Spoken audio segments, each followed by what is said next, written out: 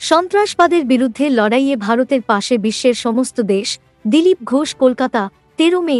কি সন্ত্রাসবাদের বিরুদ্ধে লড়াইয়ে ভারতের পাশে রয়েছে বিশ্বের সমস্ত দেশ, জোর দিয়ে বললেন বিজেপি নেতা দিলীপ ঘোষ।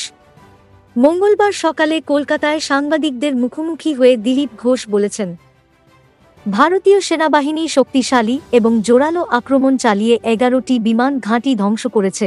এর আগে একটি বড় সন্ত্রাসী ঘাঁটিও ধ্বংস করা হয়েছিল।